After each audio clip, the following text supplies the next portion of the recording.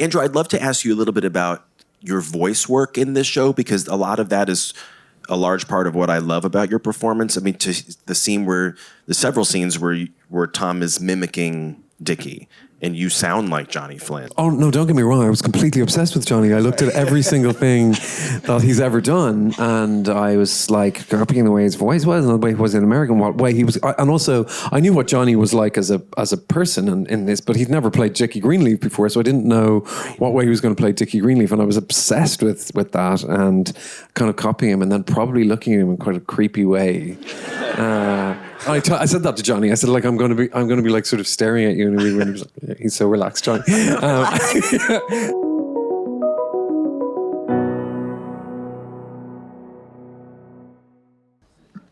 Andrew, I feel like you're a little outnumbered here. I feel like it's a 2-against-1 situation because Freddie and Marge are definitely not feeling Tom from moment one. Are you okay with this configuration? As long as the cat isn't here. That cat, I always say that cat has got the best part in the whole show. The cat is great, isn't he? The cat is great. Did you all notice the episode is named after the cat?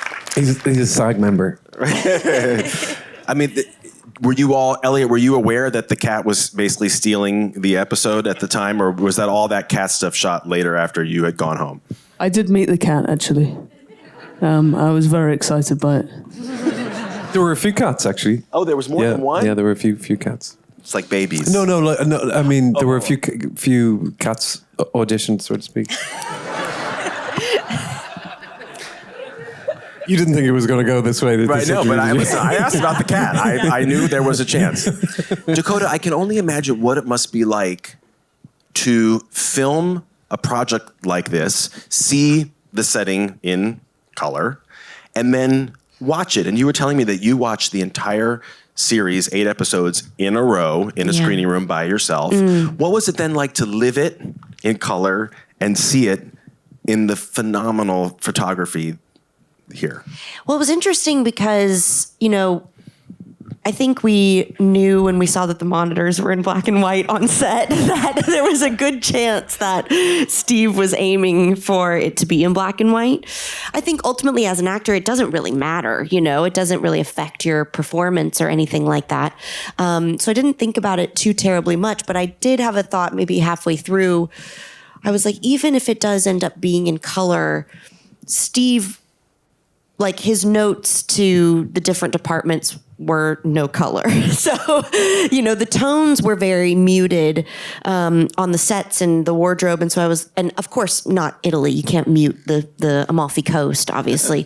But I was like, it's kind of going to probably feel a bit black and white, even if it's not technically in black and white, because that was just the palette that he was going for. Oh. And now seeing it in its black and white splendor, I really can't imagine it any other way. And I think instead of, obviously there's a lot of picturesque shots and beautiful landscapes and all of that, but it's not distracting in the way that it might have been had it been in color. I think you notice other details because the sea isn't blue. Do you know what I mean? Like you kind of are able to pick up on some other things. And I don't think that Steve doesn't do anything that's not on purpose, so it was definitely something that he thought about. And now I can't imagine it any other way. I think it really suits it. Andrew, was it discussed that this was going to feel film noir-esque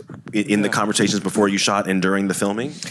Yeah, well, I think when I first heard about it, my first thought was, well, there are really great iterations of this story that people love, myself included, and so you certainly don't want to do anything that would be a carbon copy, or it would be pointless to do something that was similar to the Minghella film that everybody knows so well and loves so much, or any of the other iterations. So that was one of my first questions to Steve, was like, why? And he had a very, very specific notion. In fact, the copy that he read as a young man had a black and white photograph, and I think that's just ignited something in his imagination.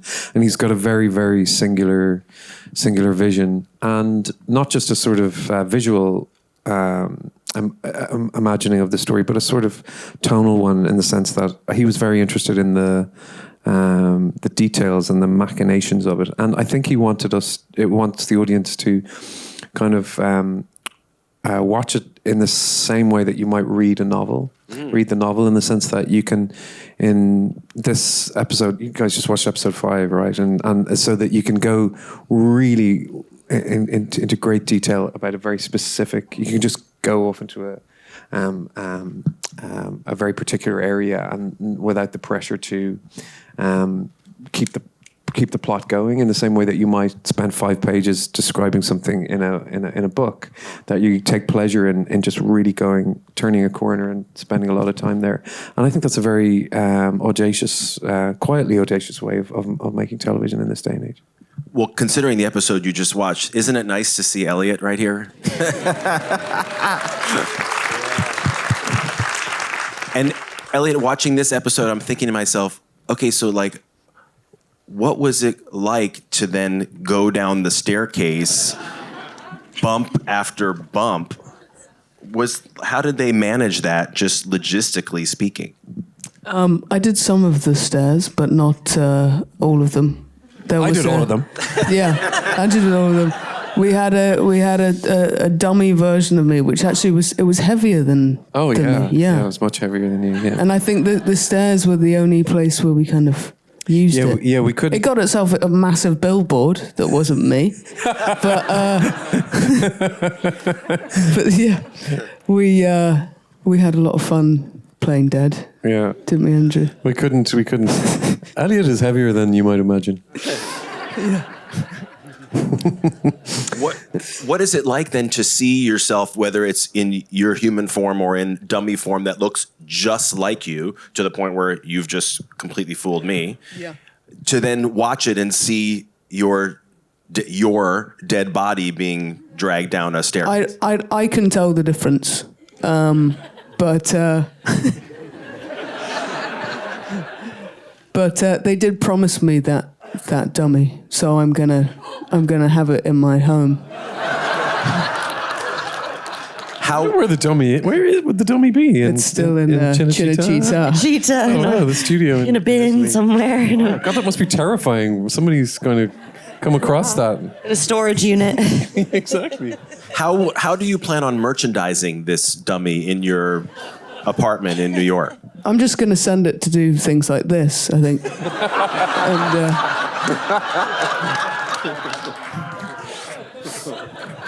And I'm very happy to be. I didn't mean to be offensive. I'm sorry. I'm really glad that you're here, just in human form.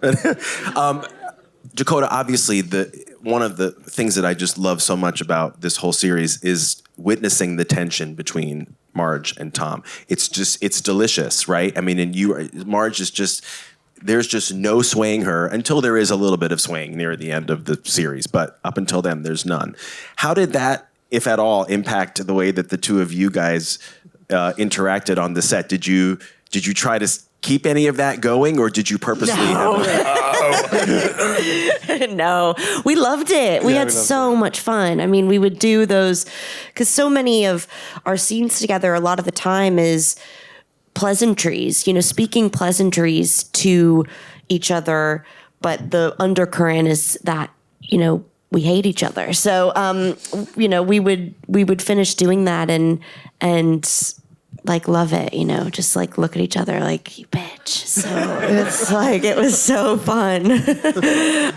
It was fun to play a character that is mistrusting of Tom, just because he's so keen at, being able to be one step ahead of everyone else. And so it was exciting to play a character that frustrated him and sort of got in his way.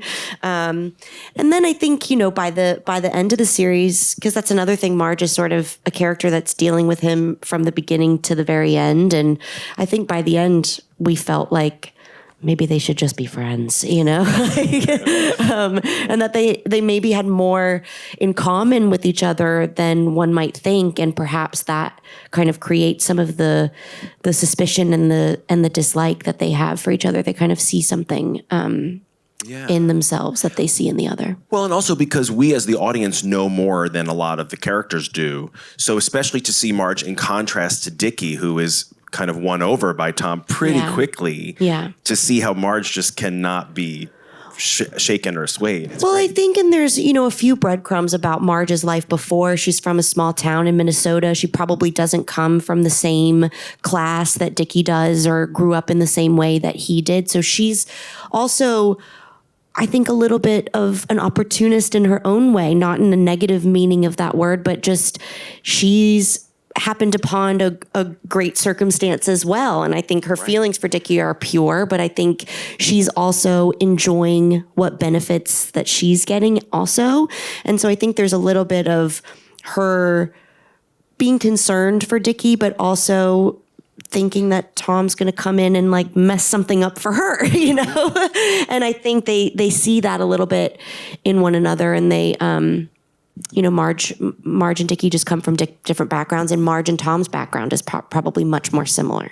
Okay, so Andrew and Eliot, Dakota mentions this idea of the kind of a few breadcrumbs, and that's true. You do get some for all of you in varying forms. How much do you just rely on what is there in breadcrumb form, or how much do you like to extrapolate for this project and create a deeper backstory? It's really interesting about backstory. I sometimes think backstory is overpraised a little.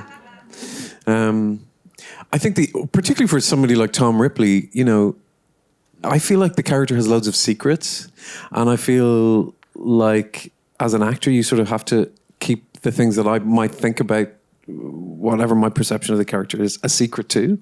And so this idea that he's the hero, he's an anti-hero of sorts, but he's an unreliable one. So I don't know, sometimes I think the idea that we know as much as the audience know, and that actually you just play the scenes for whatever they are, and you don't rigidly stick to a map that isn't going to be particularly helpful to you.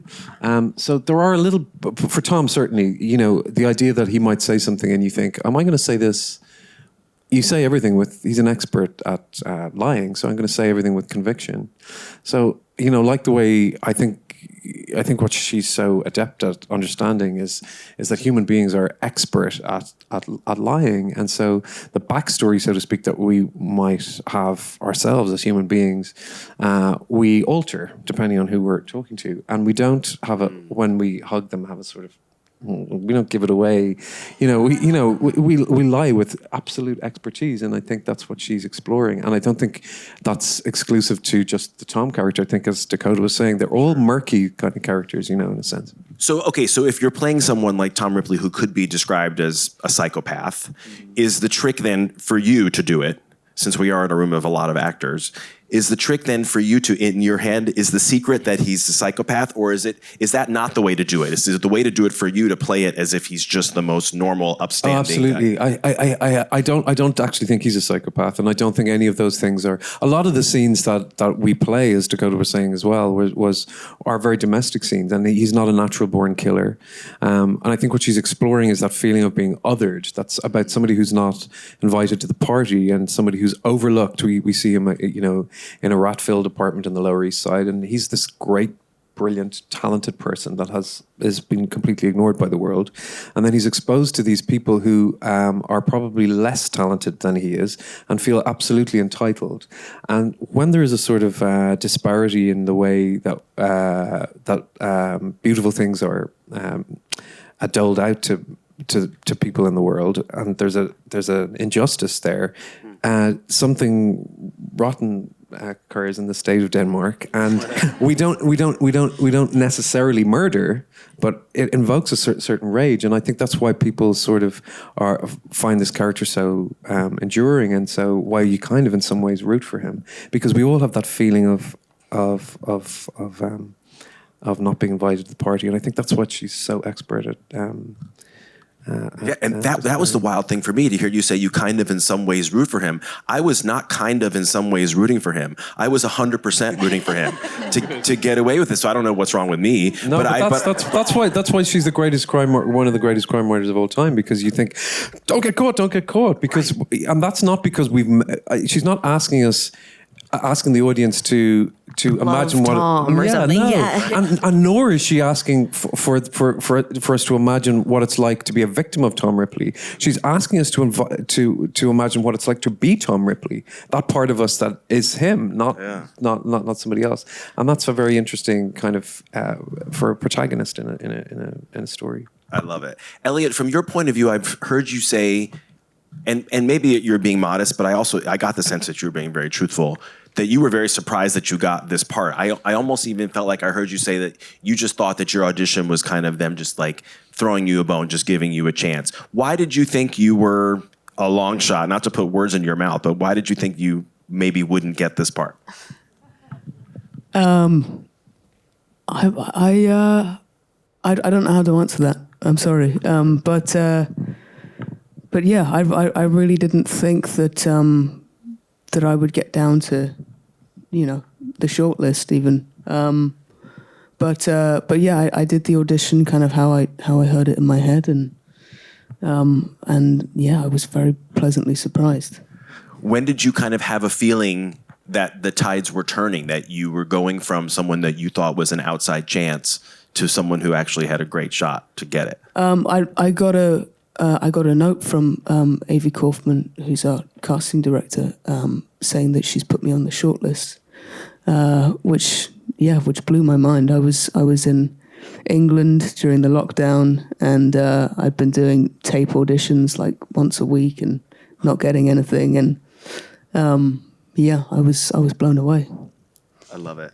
Dakota, from your point of view, you've now been doing this for over 20 years since we saw you in I Am Sam.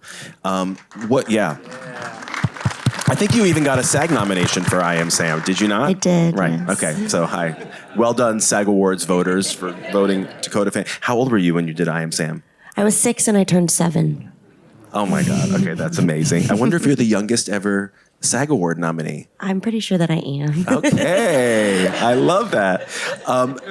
What would you say this project, this role, allowed you to do that maybe you hadn't gotten a chance to do before?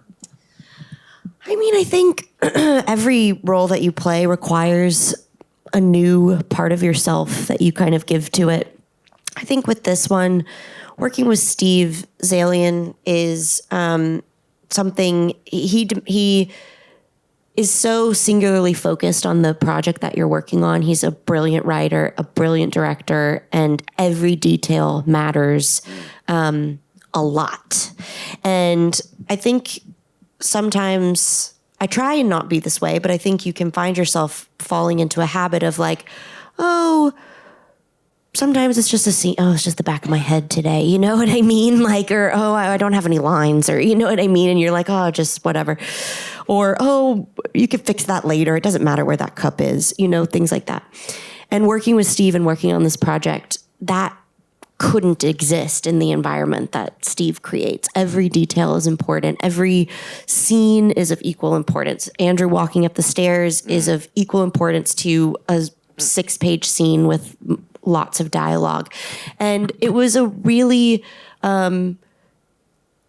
good reminder to me to always feel that way, and to really, because I think when I watch the show, I do see all of those details. And to me, that's why I love it so much, is because I see the devotion of every crew member and of every single actor. Even if an actor only had one line, they make the show so good, like the people that are checking Andrew in and out of hotels. Without those performances and without Steve's devotion to those performances and not just sort of writing it off or something, the show wouldn't be what the show is. And so I really, it was challenging at times. It was a very long shoot. It was far away from home, especially for me. And I didn't see my family or like one friend outside of this for like 9 months.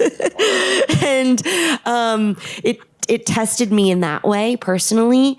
But I ultimately trusted that it would be worth it in the end. And then when I watched it, like you said, in that theater and sat from 10 a.m. to 5 p.m. and watched it, I cried because it was so, and I'm sure you did too. Like it was a cathartic experience watching it, to see all of that work that so many people put into it, to see it be something that is not just that you think is good, but something that you genuinely love.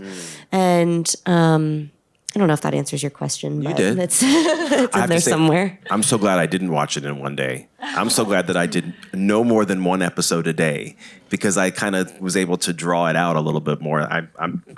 I'm glad I did it that way, but I can only imagine what it must have been like to just. Well, I think I really do think that's what Steve's intention was, because, again, I think that's the way we would read a novel. It would be unusual. I mean, it's possible, of course, that you would read a novel in one sitting, but it would be unusual.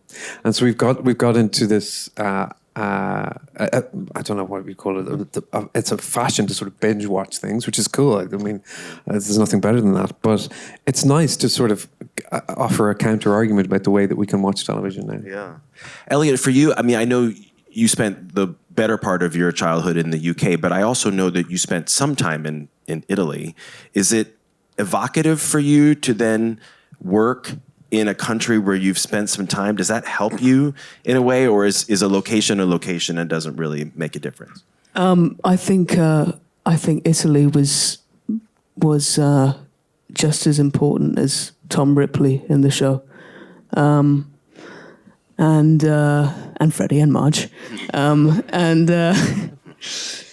was born in Italy, and I've worked with a lot of Italian people, and yeah, it kind of felt like the first time I'd arrived anywhere, and I guess because like none of us could really travel at that time, and to arrive somewhere and know that you're going to spend a significant amount of time there, it was such a nice feeling, and yeah, I think we all had a really nice time. I'm glad to hear that, especially given the subject matter. Andrew, I'd love to ask you a little bit about your voice work in this show, because a lot of that is a large part of what I love about your performance. I mean, to the several scenes where Tom is mimicking Dickie and you sound like Johnny Flynn, or the idea that you as an Irishman are playing an American speaking Italian with an American accent. I mean, there's a lot going on there, right? How much of the voice of Tom in the different iterations was a priority for you and something to lean into? Yeah, it's important that there's some degree because I think it's a pleasure for the audience. But having said that, I don't know. I think our version of it slightly is that, you know, in the novel there's kind of this idea that he puts kind of oil in his hair to, like there's much more disguisey, so to speak. And I don't know. Steve and I spoke a lot about hiding in plain sight, and the idea that by just saying something to somebody with conviction, they might believe you, depending on what their personality or how open they are to being deceived. And that's what's so helpful for Tom, particularly with Inspector Ravini, because you think, is this person who's scrutinizing me, are they scrutinizing me because they know something, they've sort of sussed me out, or because they're just a little bit more stupid than me? Do you know what I'm saying? Yeah. That actually sometimes I think Tom's great talent is to be able to think on the moment. So that to me is much more interesting than absolutely nailing 100% the being able to imitate Dickie Greenleaf in a 100% pure form. I think that's part of the challenge, but so much of that is up to the audience's imagination to allow them to the space to be able to see that too. Does that make sense? It does, and I totally hear what you're saying, but I still would be very curious to know, for the scene where you have the conversation with Johnny playing Dickie, and then in the same episode we hear you as Tom saying the same sentences. Did you Oh, I did. Did you shoot? You obviously shot the scene with Johnny first. It's not right, Yes, and that was yes, on purpose. Yeah, So that was absolutely. helpful. And I was, oh no, don't get me wrong, I was completely obsessed with Johnny. I looked at every single thing that he's ever done, and I was like copying the way his voice was, and the way he was in American, what way he was, and also I knew what Johnny was like as a person in this, but he'd never played Dickie Greenleaf before, so I didn't know what way he was going to play Dickie Greenleaf, and I was obsessed with that and kind of copying him, and then probably looking at him in quite a creepy way. I said that to Johnny. I said, like, I'm going to be like sort of staring at you, and he was like, he's so relaxed, Johnny.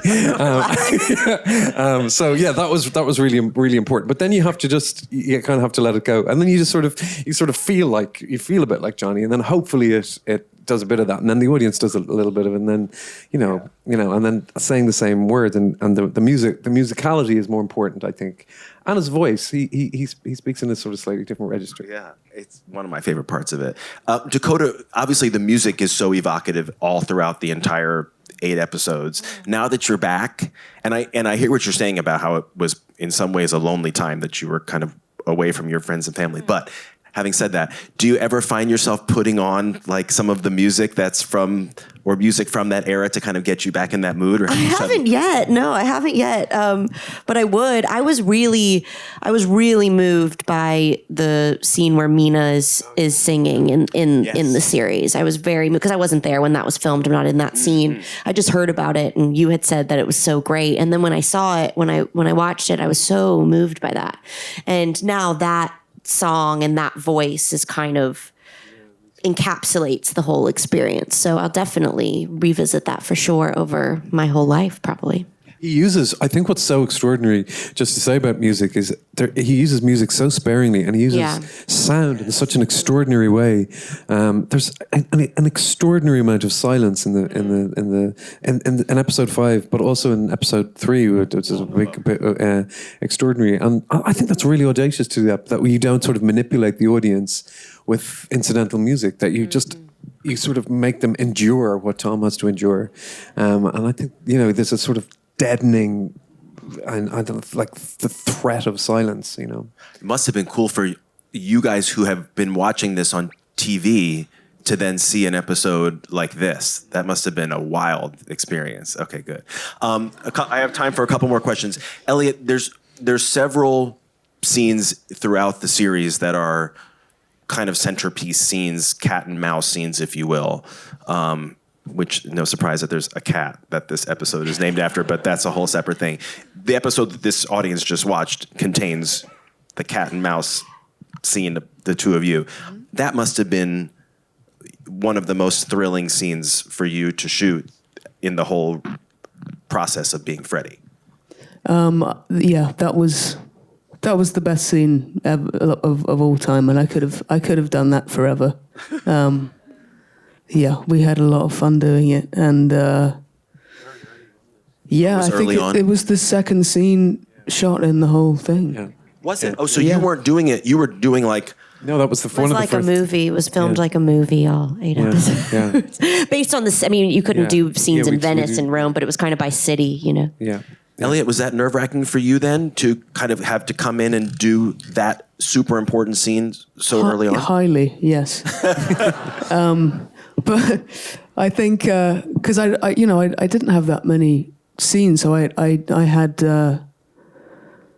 I learned all my dialogue beforehand, and we had time to rehearse, but it was mainly choreography for getting the body out of there. The body, that's what I was known as. The body. The body, and then so we would rehearse on the street, and we would be pissing ourselves laughing because it's really funny.